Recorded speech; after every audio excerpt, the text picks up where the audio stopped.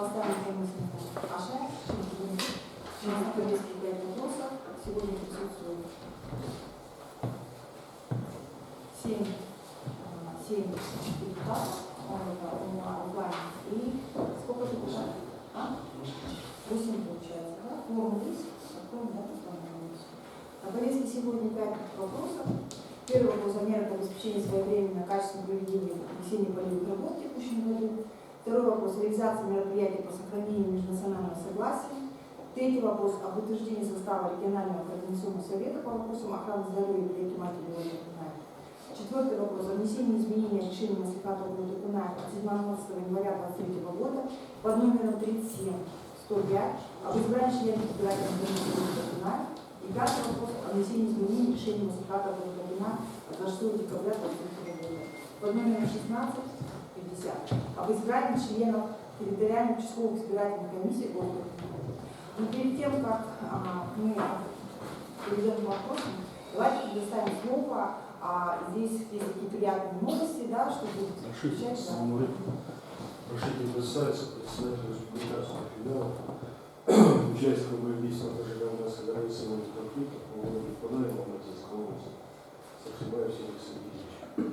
Благодарственное письмо, уважаемый депутат городского маслихата по 5-му избирательному округу Ишерякова, лица ветеранов боевых действий по Таджико-Афганской границе и военных конфликтов на территории других государств. Выражаем вам искреннюю признательность за активное участие в действии республиканского филиала по городу Кунай.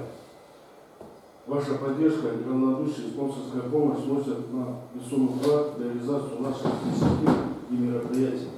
Благодаря вашему участию мы имеем возможность на достойном уровне проводить встречи, памятные события, направленные на сохранение исторической памяти и преемственности поколений. Особо хочу отметить ваш вклад в патриотическое воспитание молодежи, совместная работа с подрастающим поколением, формирование у них уважения к истории, воинскому долгу, подвигу защитников Отечества имеет большое значение для будущего нашей страны. Ваша гражданская полиция готовность поддерживать такие проекты заслуживает глубокого уважения. Надеемся на дальнейшее плодотворное сотрудничество, укрепляя наши связи, совместную реализацию новых социальных значимых инициатив. С уважением.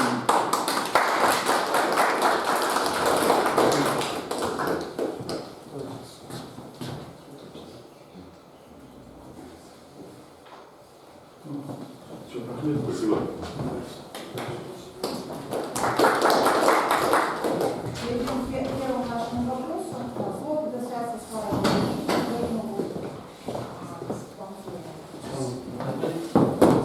Құрметті әріптестер, құрметті қалалық депутаттар, сіздерге 2026 жылы күтілетін егістік жұмыстары туралы баяндауды рұқсат етіңіздер. Қазіргі таңда Шеңгел массивінде 16 мың гектар суғармалық жер телімдері бар. Оның нақты жұмыс жасап жатқан насос станциядағы жер телімдерінің саны 8 мың гектар. 2026 жылға шамамен 13 мың гектардай жерді игеру жоспарланып отыр. Қазіргі таңда бірінші насос станция толықтай реконструкциясын жасап, жекеменшік тарапынан 900 гектарды севаборотқа қосуға биылғы жылға міндеттеліп отыр. Бізде енді дақылдарды егу бойынша 3700 гектарға егу жоспарланып отыр. Бақша дақылдарын 300 гектарға егу жоспарланып отыр. Картоп өнімдерін 150 гектарға егу жоспарланып отыр.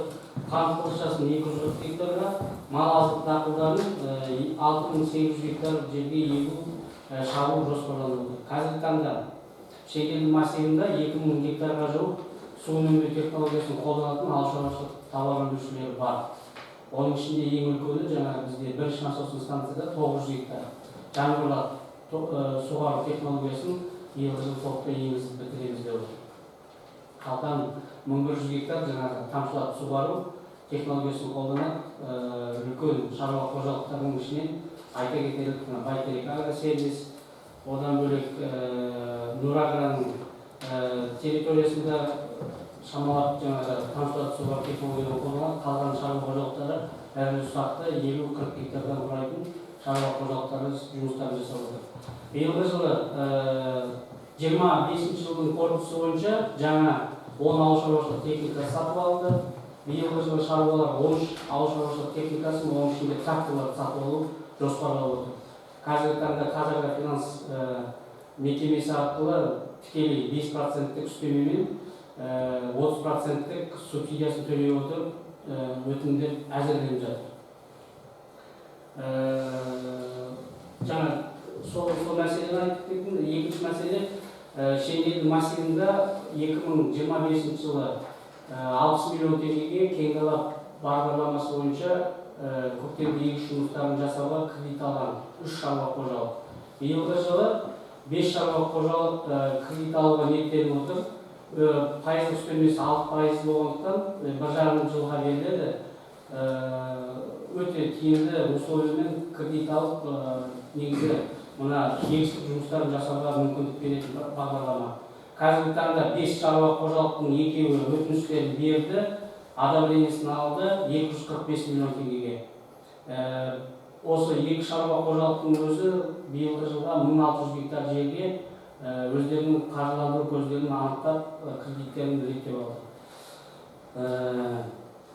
Шамамен биылғы жылы көктемнің ерте шығуына байланысты зиянкестермен күрес жұмыстары ұйымдастырылып жатыр. Қала бойынша жұмыс тобы құрылды. Фитосанитарлық инспекция тарапынан ошақтар анықталды. Алдыңғы жылы 5000 гектар жерге химиялық өңдеу жұмыстарына қаражат бөлінетін болса, басқарма тарапынан биылғы жылы 12000 гектар жерге химиялық өңдеу жұмыстарына қаражат бөлінді. Қазіргі таңда мердігер анықталуда, мердігер басқарма тарапынан, ауыл шаруашылығы басқармасы тарапынан белгіленеді, конкурстық процедуралар жүріп жатыр. Келесі аптаның соңында мердігер уже анықталатын болады. Алла бұйыртса, осы наурыз айының орта шегінен бастап химиялық өңдеу жұмыстарының Шеңгелді массиві бастап кетті отыр. Одан бөлек тұқымға қатысты биылғы жылы жаңағы шаруа қожалықтарының нақты егілетін структурасы дейді ғой, структурасы әзірленіп жатыр. Структурасы бекітілгеннен кейін әрбір шаруа қожалықтарынан тұқымды лабораториялық исследованияға өткізуге жұмыстар жасаймыз. Оған қатысты жұмыс тобы құрылып, қажетті құжаттар мен келісімшарттар әзірленді. Негізгі бізде Шеңгелді массивындағы ең үлкен мәселе бізде қазір тариф мәселесі болып тұр. 2025 жылғы қорытындысы бойынша 1 киловатт электр энергия 37 теңге тұратын юридический лицоларға. Қазіргі таңда юридический лицоларға 1 январдан бастап тарифті 43 теңгеге дейін үлкейтті, электр энергия тарифін. Енді Шеңгелді массивында жұмыс жасап тұрған 6 насосный станция бар. Бұл насосный станциялардың тарифін үлкейтпеген жағдайда насосный станцияның жұмысы тоқтау қаупі бар. Егер үлкейтейін десе, шаруалар тарапынан өсіретін өнімнің себестоимости үлкейіп кетеді. Енді қазіргі таңда 1 сәуірге дейін тарифтерді үлкейтпеуге мораторий жарияланған, бірақ 2 насосный станция қазіргі таңда хабарлама берді су алушыларға. Тарифтің үлкейтуі туралы алдыға хабарлама беріп қойды, бірақ тариф қаншалықты деңгейде үлкейетіні белгісіз. Тек қана тоқтың қымбаттауы 5 теңгеге, 4,5 теңгеге қымбаттауы туралы 1 киловатт. Жоқ дегенде сол 4,5 теңгеге қымбаттауы мүмкін. Өйткені насосный станцияның есептеуі бойынша, біздің есептеуіміз бойынша 1 куб суды қашықтаудың су берушіге жіберудің себестоимостіндегі тарифтің суммасы 75-80%-ге дейін сол электр энергияның құны отыр. Енді соған есептеген кезде жоқ дегенде 3-4 теңгеге қымбаттауы мүмкін. Енді нақты шешім ешқандай қабылданған жоқ. Егер тариф қымбаттататын жағдай болғанның өзінде насосный станциядағы жер иеленушілермен жиналыс өткізіліп, қоғамдық общественный слушание сол өткізілетін болады. Бізде енді проблема болып тұрған тек қана 4 насосный станциядағы су сорғы станциясының жұмысы болып тұр. Қазіргі таңда 8 шаруа қожалық тарапынан өздерінің өтініштері келіп отыр. Насосный станцияның дирекциясы биылғы жылға су беруге әлі мүмкіндігі жоқ, қауқарымыз жоқ дейді. Экономический и финансово насосный станцияның жұмысын реттей алмаймыз деп отыр.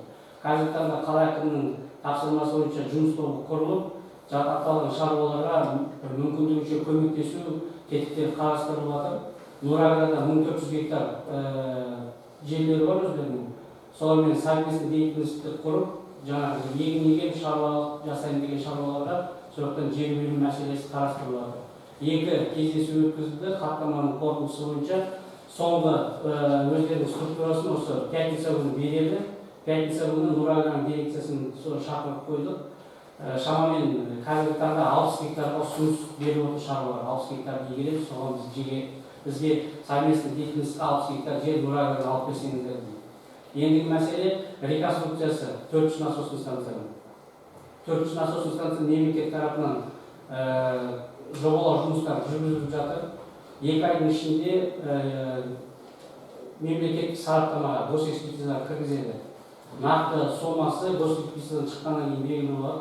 Қазіргі біздің ұсынып отқан ұсынысымыз шаруалар тарапынан толықтай 400 насосный станция 2400 гектар жерді суғаруға негізі қауқарлы мүмкіндігі бар. Қазіргі таңда насосный станцияның өзі өте морально технически өте шаршаған. Ішіндегі агрегаттардың бәрі совет заманынан 80 жылғы насостар тұр, бірақ 4 насостың 3-еуі күйіп кеткен, 1-еуі ғана істеп тұр. Потеря сеттері өте тозған, 90% тозған. Суды магистраль секторға бергеннің өзінде 20% пен 40% деген потеря. Ол енді потеря в любом случае шаруа қожалық алатын болса, сол шаруа қожалықтың мойнына ілмейді. Өйткені счетчик істеп тұр ғой. Сол себепті шаруа қожалықтары осы соңғы жиналыс өткізген кезде ұсыныс жасап отыр. Егер мемлекеттің сараптама қорытындысынан шыққан сумманы 27 жыл қойып, құрылыс монтаж жұмыстарына өкімет тарапынан ақша бөлінетін болса, біз 2 жыл, 3 жыл шыдауға даярмыз. Тек қана ақшаны уақытша насосты қойып, шығындаудың қажеті жоқ, бюджет тарапынан кететін ақшаны тиімді пайдаланып деген ұсыныстар келді. Енді қала әкімі Асат Ермекшиннің ұсынысы бойынша кім нақты қандай жер игеруге өздері құлшыныс білдіреді, соны Нұраградан алып беру мәселесін қарастырайық деп осындай ұсыныс айтты. Осы жиналыстың қорытындысы осы пятница күні белгілі болады. Алдын ала есеп бойынша 8 шаруадан 60 гектарға ұсыныс түсті қазіргі таңда. Ол мәселе сол тұрғыдан шешілетін болады.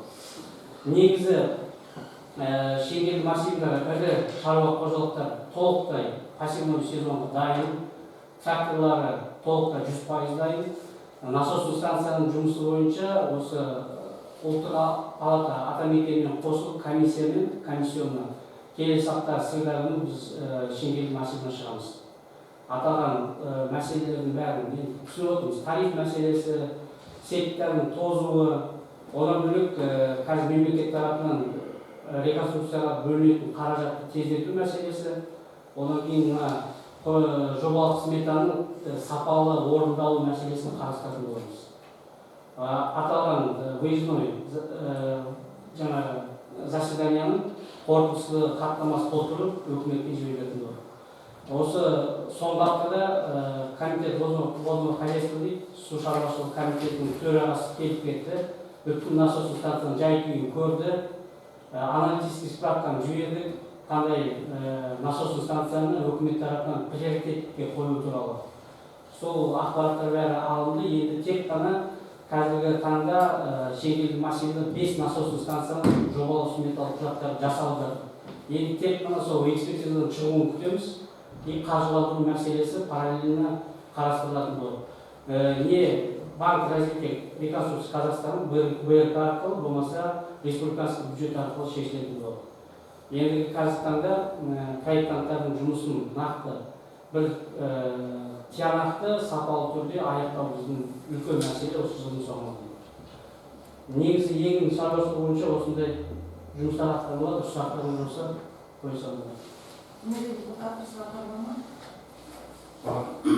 Елімізде асқат температурада да аңғайсақ біз енді депутаттар өзі жақтарын дұрыстап келісілсе болатын еді. Мысалы 400 насостың мәселесі орынсыз шешіледі деп ойлаймын. Өйткені олар 3 жылға шейін егін екпейді. Жан-жақтан бағанағы жерді арендалап алып жатыр. Олардың жағдайы жақсы. Өйткені 400 насостың мемлекетке қарайды.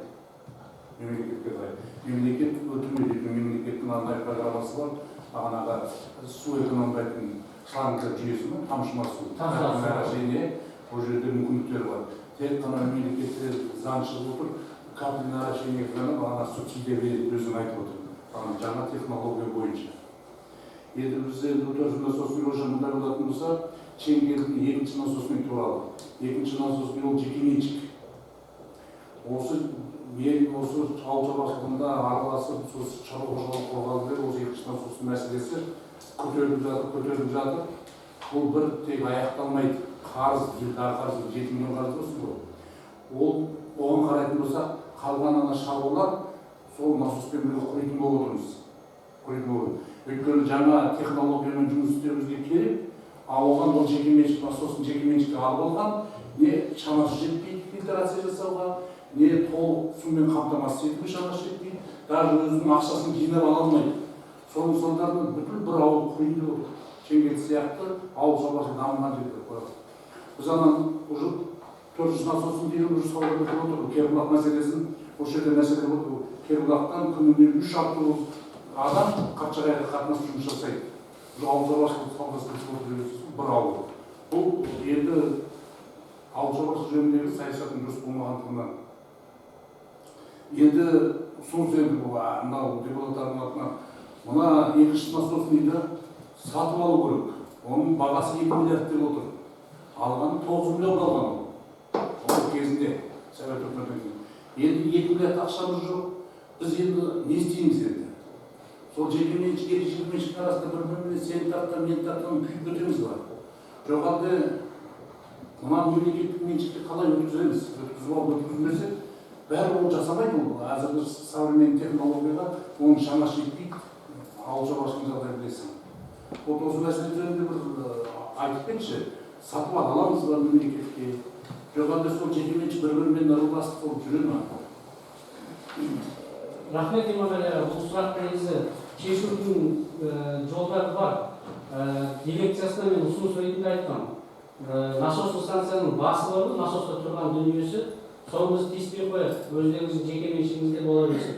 Бірақ насостық станциядан шығатын сеттер бар, магистральный распределительный сеттер. Соны безвозмездный пользованияға біздің өкіметке өтіріс беріңіз. Мен балансын алайындағы проекттің жұмыстарын жасап, содан кейін доверительный управлениеға сіздерге жаңа насостық станцияның дирекциясына берейік деген ұсыныс жасадым. Бірақ аталған ұсыныс өзінің несін таппады, қолдау таппады насостық станцияның дирекциясы тарапынан. Ол кісілердің қорқып отырғаны былай. Егер де секторын бізге өкімет тарапынан беретін болса, біз проекттің жұмыстарын жасап бітіргеннен кейін головас дейді ғой, насостық станцияның жаңа головасын қоя салатын болсақ, ол кісілер ескі насостық станцияның головасы ешкімге керек емес болады да рыноктан шеттетіліп қалуы мүмкін. Енді любой бизнесмен өзінің бизнесін ойлайды, өзінің болашағын, перспективасын ойлайды. Сол себепті ол бір шешімнің жолы болған. И қазір де ол шешім жасауға болады. Бірақ соған насостық станция дирекциясы келіспей отыр. Екінші мәселе. Екінші шешу жолы бар. Қазір істеп тұрған магистральный сетке параллельно өкімет тарапынан сервитут алып проект жұмыстарын жасап, жаңа головасын салып проект өтетуге болады. Бірақ оның құны өте қымбат болып кетеді. Бірақ өкімет енді оны сатып алғаннан гөрі жаңа жұмыс жасағаны тиімдірек болатын шығар. Бірақ нақты осы екінші насостық станция бойынша бұл шешім әлі қарастырылып жатқан жоқ. Егер сіздің ұсынысыңыз болатын болса, екінші насостық станцияда шаруа қожалықтар жинап, осы ұсынысты өкімет басшысына болмайтын болса, Алматы облысы әкімінің атына жазып жіберейік. Заң аясында қарастырып, нақты осы екі шешім бірге көруге болады. Енді санасылы бірінші шешім ол не болмайды, ол жекеменшік қой. Ол саған рассеянный сеть бермейді. Еседе қымбат баға қойды. Егер 2 миллиард оны сатып алғанша, оның да 2 миллиардқа бізге альтернативный трасса салып, надземной. Бағана не қылуға осыған біз жазайық. Осыны қарастырып көруге егер мынаны бүйтпейтін болса, шынында да Шеңгелді аймағындағы шаруалардың саудасы уже мына саясатпен саудамыз бітті, ол мүмкіндігі жоқ. Ана жерде ешкім қалмайды, алған жерде бәрі бұл құры сөз болып қалды. Сондай үлкен массив енді саудасы өтіп отыр. Бір жекеменшікке кеткен насостың үшін ғана. Егер енді бұл жекеменшікке кетті, ол дұрыстап істесе, тағы жақсы еді. Ол істей алмайды, істеуге мүмкіншілігі жоқ. Электр энергия күннен күн әзір 43 теңге болып жатыр. Мүмкін емес бізде. Осыны облысқа жазамыз, президентке жазамыз, В общем, сонда альтернативный насосный салмай болмай. Жекеменшік өзің істейсің, өзің басымен былай жерлері бар болса істейсің. Түсінікті. Осы мәселені енді сізбен ақылдаса отырып шешу. Айтатындар, постоянно айтатындар, давайте новый технологияны қолдан, бағана капельный наращениені қолдан, сендерге 80% субсидия дейді. Біз ол мемлекеттің беріп жатқан беріп біреуін ала алмаймыз. И вообще ауылшаруашылық саясаттан, в общем, біздің саудамыз бітіп отыр әзір. Түсінікті. Шасында жүргір. Осы нәрсе мен сұрағаным. 2 миллиардқа жаңадан не салмаймын ма? Насос салмаймын. Соның бірлерді салғы бола ма? Болмаймын. Соны есептейтін сендерсіңдер ғой. Иә, қазір енді шыны керек 2000 гектар жердің алдын ала есептеуі бойынша бір магистральный сеть пен распределительный сетьті салуға 7,5-8 миллиард теңге ақша кетеді. Асекең, сен осы саладан бастағаннан кейін мемлекеттің ауыл шаруашылығы жөніндегі саясат өзгермейтін болса, Шеңгелдіде уже биылғы жылы жинайтын адам таппадық. Әзір ана складта толып тұр пияз, ол өтпейді ол уже міне февраль, март. Ауылдағы жағдай ауыл шаруашылығын саясат. Артқа кететін сұры бар. Ол жағын өздерінде бұл осыны. Кірісу керек сияқты, білмеймін, осы биыл көктемде не хат жазайық, осының сол альтернативный насосный болмайды. Ана Кербұлақтың жағдайы бізден гораздо лучше болады дейді, 3 жылдан кейін олар деген 3 жыл жері тыңаяды. Олар ақшадан құжат емес, бәрі қапшыға келісіп жатыр, қонай. Біздің ауыл қиыншылық құжат болады. Түсінікті Иманғали аға.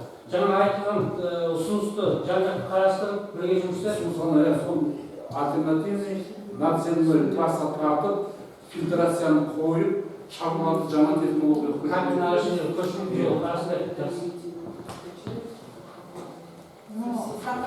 Чисто совсем невыгодно вот эти условия, потому что государство сейчас возьмет себе, передадут, например, да, отремонтируют, отдадут доверительное управление. Извините, за столько лет они ничего не сделали. Ну это как вариант. За столько лет это вот решение, они насосно убили, просто деньги качают и все. Нет, вы знаете, я там думаю, что я вас поддерживала на эту плану, да, есть законы еще другого плана. Я думаю, что депутаты поддерживают. Если человек, покупая государственное имущество, имеет эту аренду, там что-то забирает, что-то там не покупать на себя, правильно? Он же пользовался этим. Но есть какой-то закон, потому что он должен держать его соответствующий уровень, правильно? То есть вкладывать в этот насосный завод, это все как пробовать. Раз он сам себя показал таким образом, на рамку закона надо судебным порядком отобрать все полностью. Подать в суд, что надо отобрать. Есть сейчас законы. Законы, извините, референдум был, да, законы земле есть, да, все принадлежит народу. Я понимаю, что бизнес бизнесом. Но если бизнес идет во благо, допустим, несколько регионов, соответственно, надо принимать вот такого плана решения. Надо написать письмо, надо написать письмо в прокуратуру, написать письмо Акиму для того, чтобы уже решение как бы КНБ написать надо, что именно, что это ОБС начинается с того, что сейчас Шенегинский регион останется без второго насосного завода, с того, что халатность именно вот этих бизнесменов, которые привели к такому ущербному состоянию по насосному заводу, насоса, правильно? Русской? Есть еще правовые же законы. Правовой закон решение суда может забрать без копейки не заплатят больше, потому что они высосали все, что могли, эти ресурсы. Извините, вода принадлежит тоже народу. Я так думаю, что надо вот этот вопрос рассматривать тоже. Тогда будет на самом деле честно будет просто. И тогда народ увидит, что да, закон существует, да, закон ему подлежит все. Я так думаю, что надо этот вопрос так рассмотреть. Не надо еще за 2 миллиарда. Мы еще должны 2 миллиарда за то, что... Вот представляешь, они за 9 миллионов купили, да. Через какое-то время мы должны 2 миллиарда, да, заложить в них, да, для того, чтобы понять. А потом вопрос от того, чтобы понять тарифы. Я прошу, пожалуйста, маслихата, да, ну, маслихата, да, по народному заслушиванию тарифов. Мы же тогда, я разговаривала с Замакием Маратом Казбаевичем, этот вопрос поставил по тарифу. Я говорю, давайте вопрос ускорим. Я понимаю, что мы собирались на этой неделе, на той неделе включить по постоянной комиссии по выслушиванию этих тарифов. А в связи с тем, что честно произошло, да, я не верю. Я так думаю, что этот вопрос надо поставить, я так думаю, что на заслушивание именно тарифов. И Шенгельский регион тоже заслушает, потому что без решения маслихата они не имеют права даже кто-то поднимать тарифы. Мы же должны все-таки утвердить же маслихат. Какая сила тогда нашего маслихата?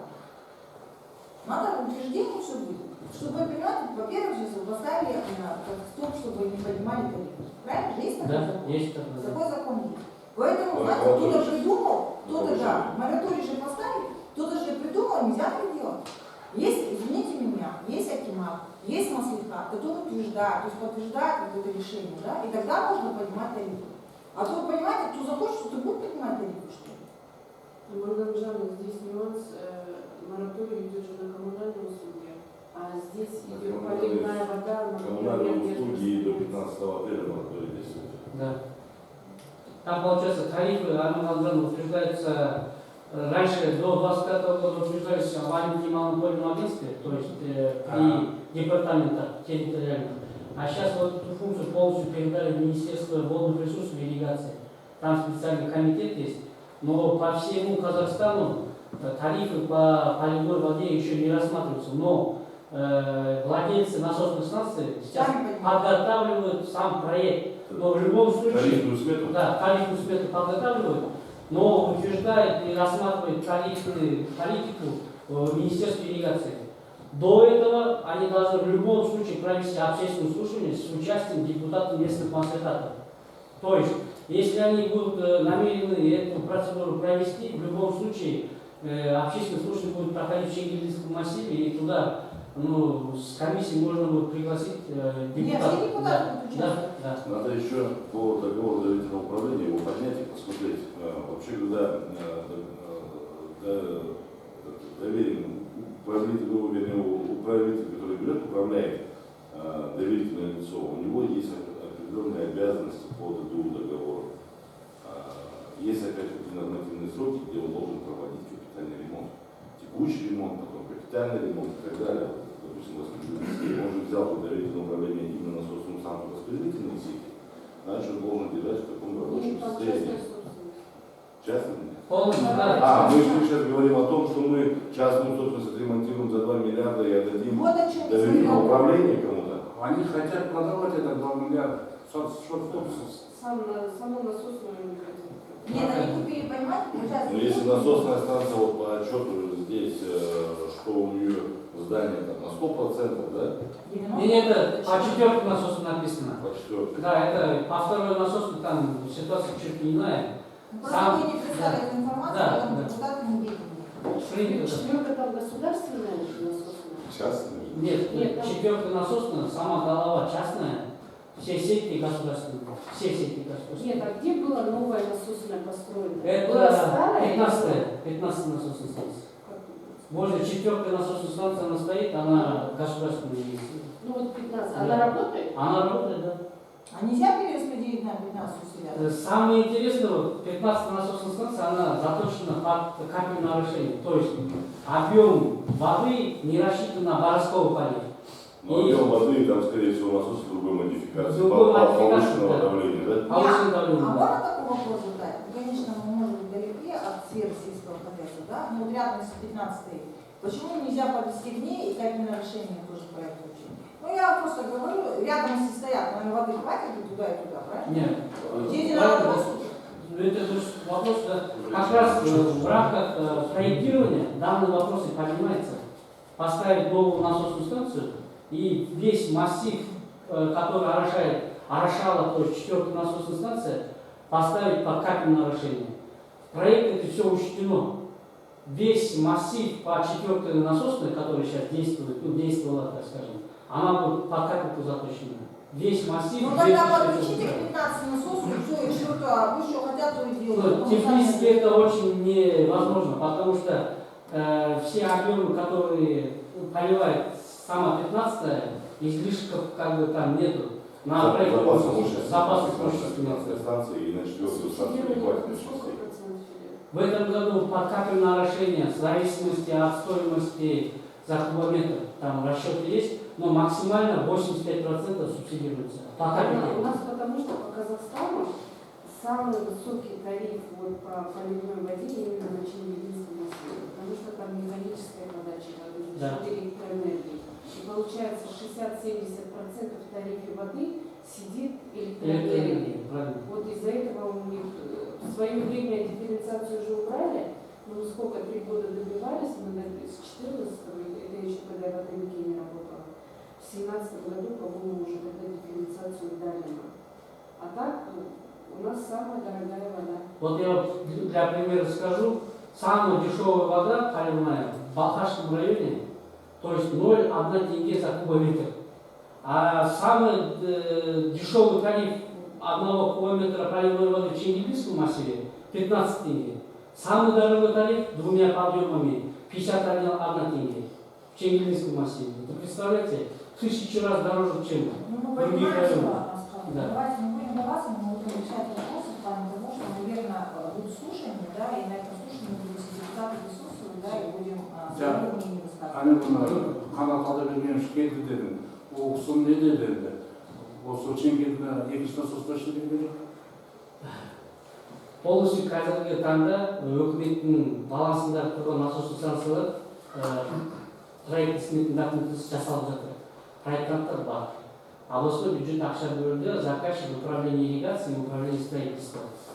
Там ведутся проектные работы по 3, 4, 6, 7 и 8 насосной станции. Проектные работы ведутся. Они планируются закончить, получается, войти в экспертизу до конца этого года. То есть мы в конце этого года узнаем, какая сумма нужна для полной реконструкции.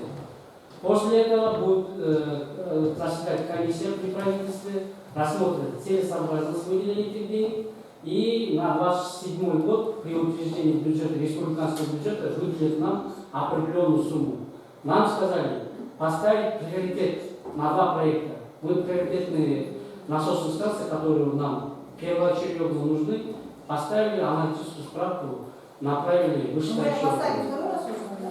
Ну, там второй насосный вопрос не поднимался, потому что это частное владение. Нет, частной ну, территории. делается в том, что надо приоритет ставить вторую насосную, потому что Ясно. это самое горит. Да. Даже если частно, не частно, надо ставить перед государственной задачей, чтобы они забрали это законным образом, может, через суд. Надо ставить, если не будем говорить, если вот им халява не будут поднимать эти вопросы, да они будут поднимать, и они без воды останутся. Тарифы будут сами высокие. Поэтому надо вопрос это ставить перед Атамикеном, и полностью, чтобы дифференцировку делали, и все-таки цены снизили для того, чтобы люди должны там молода зарабатывать деньги. Согласен. Недостойна должна быть жизнь. Не зря сейчас мы идет заслушали нового проекта Конституции, где говорится, что защищаются все права граждан. Поэтому давайте уже под этот проект давайте будем тоже решать эти вопросы. Вот в связи с этим у нас предложение было, получается, вот недавно коллегия была, я свои мысли довел.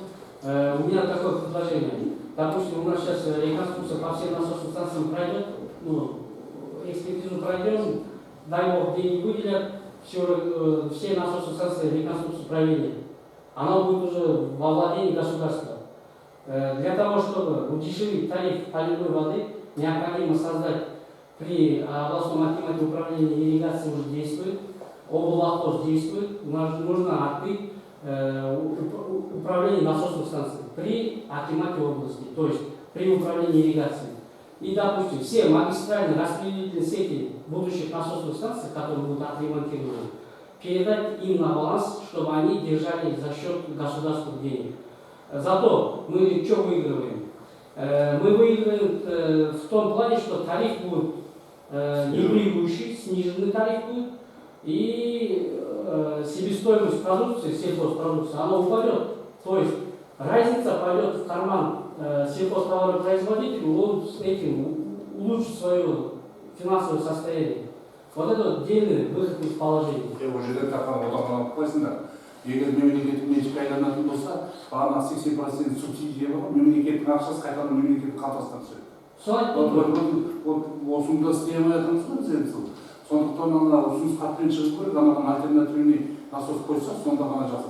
Өйткені мемлекеттің қалтасынан шыққан 80% өкіметтер алады да, я просто халықтың жинаған ақшасын біз далаға жекеменшікке шығарып жатырмыз. Вот смотрите, вот ключевой момент моего предложения. Все расходы уменьшатся, тарифная смета уменьшится, и самое интересное, получается, у предпринимателя будет возможность уже дальше развиваться. И ставить капельное решение, в любом случае погода изменится. Соның бәрін сен жазып, соны ұсынысқа кіргізсең, біз қолдап жібере Я так думаю, что... содан бір мәселе бір нәрсе. Әлі 2 жарым пайыздық кредит аманаттан ауыл шаруашылығына бере ме? Ауыл шаруашылығына береді.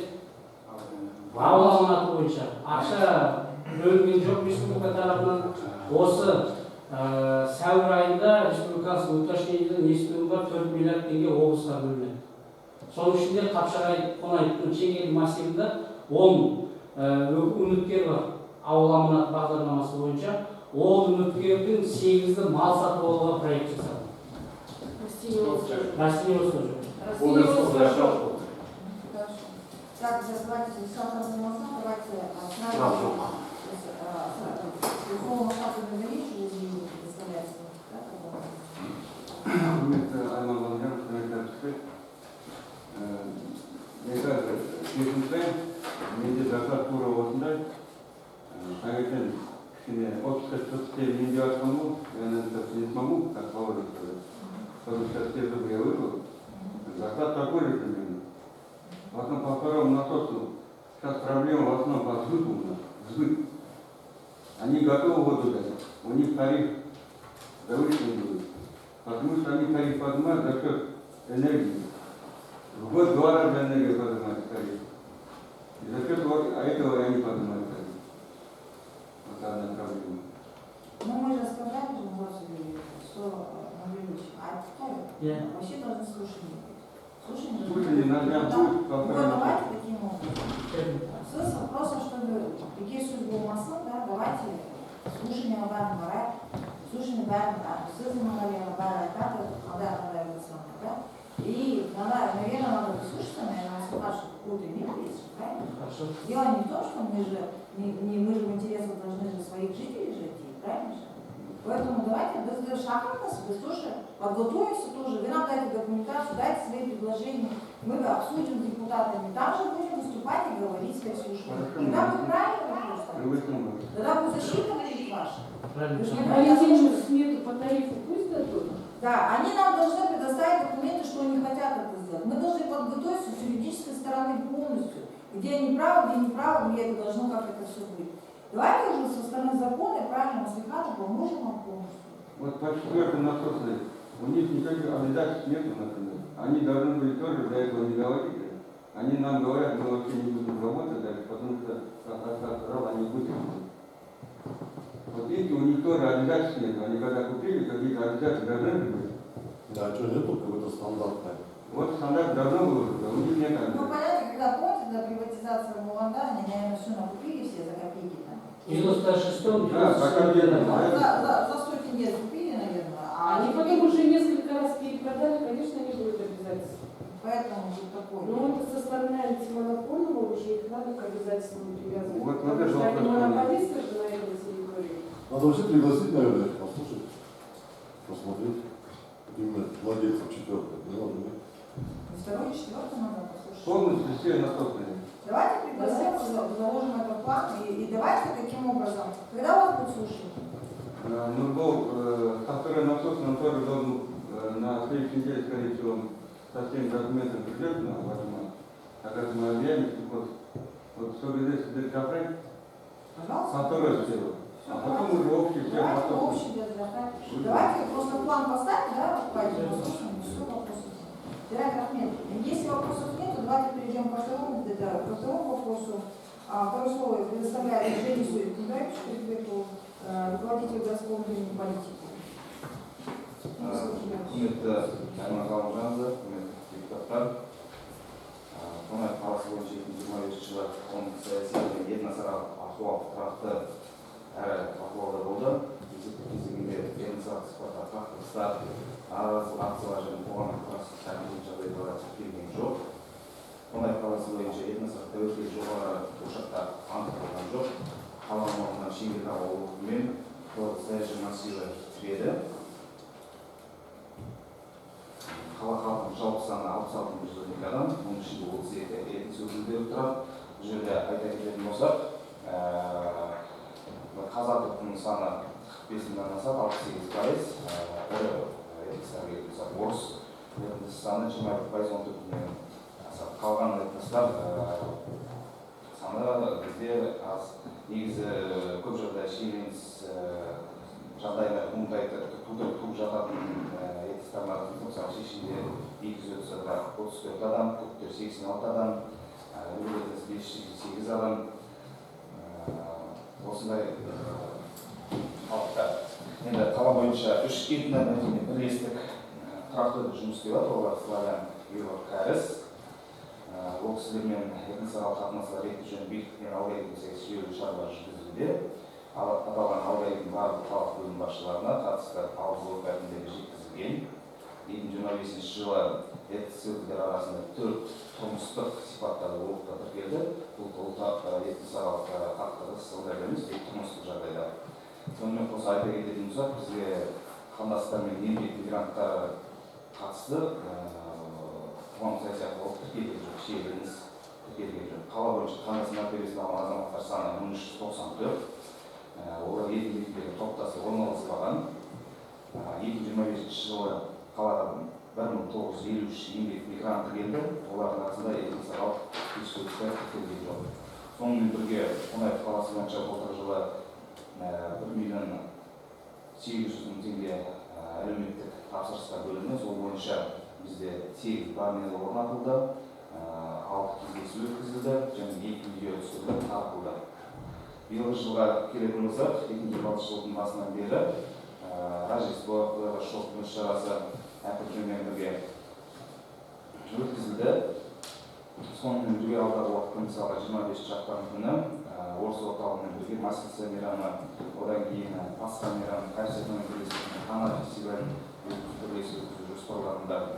Бізде барлық этнос өкілдері 1 мамыр бірлік күнінде және Конституция күні мемлекеттік мерекелердің бәріне белсенді атсалысады.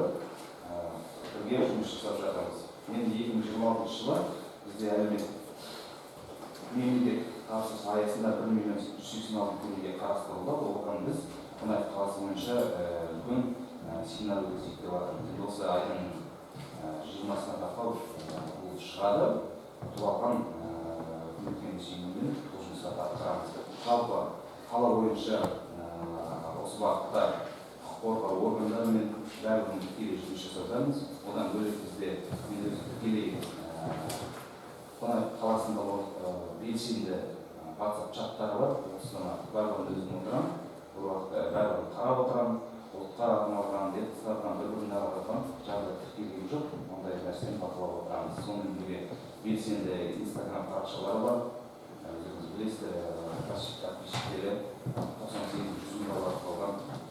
Соның барлығымен тікелей жұмыс жасап отырмыз. Ешқандай ондай бағытта шығып жатқан жоқ. Бізге бұл жағынан Қонаев қаласының барлығы сұрақтарыңыз болса. Завтра было? Завтра было, да? Тогда дает очень вопрос отключить. Очень вопрос рекомендациям, рекомендации будут сделать, ну, каждый раз вопрос. Третий вопрос касается сегментной державной по поводу введения по вопросам охраны здоровья и Сәлеметсіздер, Айман Ғалымжанқызы, комиссия мүшелері, Қонаев қаласының санитариялық-эпидемиологиялық бақылау басқармасы халық денсаулығы және денсаулық сақтау кодексінің негізгі мақсаттарының бірі бұл халық арасында эпидемиологиялық жағдайды тұрақтандыру болып саналады. Сонымен қатар бәрімізде білеміз, кәсіпкерлік кодексіне байланысты бақылауда тұрған бізде шағын, орта және ірі кәсіпкерлік субъектілері бар. Сол субъектілерге қадағалау және бақылау функцияларын жүргізу арқылы халық арасында қандай да бір эпидемиологиялық жағдайды тұрақтандыру болып саналады. Және де инфекциямен басқарылатын жұқпалы аурулар бар, ол вакцинамен яғни сонымен қатар аса қауіпті инфекциялар бар. Осы ауруды алдын алу үшін яғни жалғыздың оны шықпас деп біз жалғыз мекеме ретінде осы эпидемиологиялық жағдайды тұрақтандыра алмаймыз. Сол үшін де басқа да мемлекеттік мекемелерді мүшелерін қарастыру арқылы нысанда бақылауда тұрған объектілерді тұрақтандыру шараларын жүргізу үшін осы комиссия мүшесін құрғымыз келеді. полностью вас поддерживаю.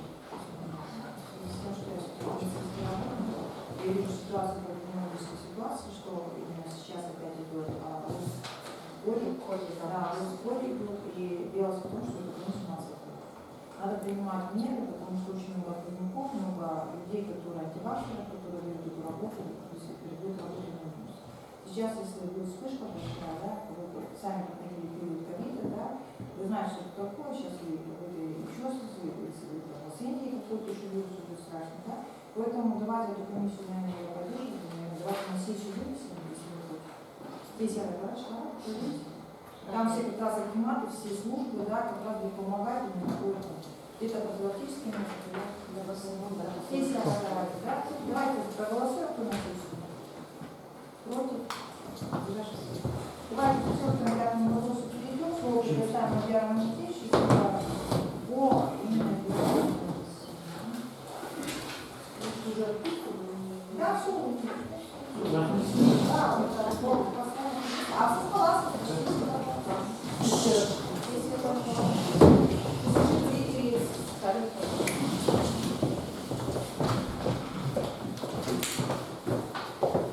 Қайырлы күн, Имам Ғалымжанова, құрметті депутаттар мен отырысқа қатысушылар. Сіздердің алдарыңызға аумақтық және округтық және учаскелік сайлау комиссияларының мүшелерін сайлау туралы шешім жобасын ұсынып отырмыз. Бұл бос орындар туралы бізге 22 қаңтар күні аумақтық сайлау комиссиясынан хабарлама түсті. Біз хабарламаны алған күні Қонаев қаласы мәслихатының ресми сайтына бұл туралы хабарлама жасап, 23 қаңтардан 10 ақпанға дейін қаламыздағы партиялар және қоғамдық бірлестіктерден ұсыныстар қабылдадық. Ұсыныстардың нәтижесінде бізге Аманат партиясынан, ауыл және социал-демократиялық партиясынан, үш партиядан және қалған ұсыныстар 5 қоғамдық бірлестіктерден түсті. Барлық ұсыныстар шешім жобасына қосылып, сіздердің алдыңызға ұсынып отырмыз. Шешім жобасы бойынша ұсыныстарыңыз бар болса, жауап беруге дайын. Комментарий депутата Свахарбана. Нет? Нет, да? А вот тут, смотрите, они это по собственному желанию, да? Я көшіп кеткеннен болмаса жұмыс ауыстырғандар сондайлар өтеді. То есть вы по собственному желанию, да? Конечно. Давайте проголосуем на сессию вынесем. Кто за, кто против, разрешение единогласно. А вот давайте сессия распишем.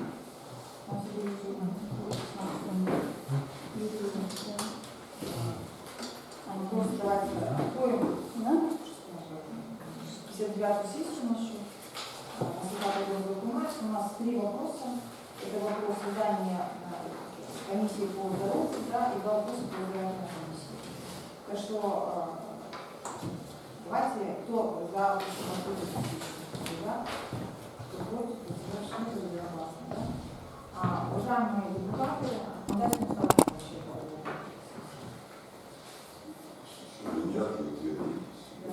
Давайте единогласно все 3 вопроса проголосуем, да, кто, я думаю, что на постоянной комиссии вопросы будет нет, давайте кто за, чтобы 3 вопроса будет, кто против, воздержавшись единогласно.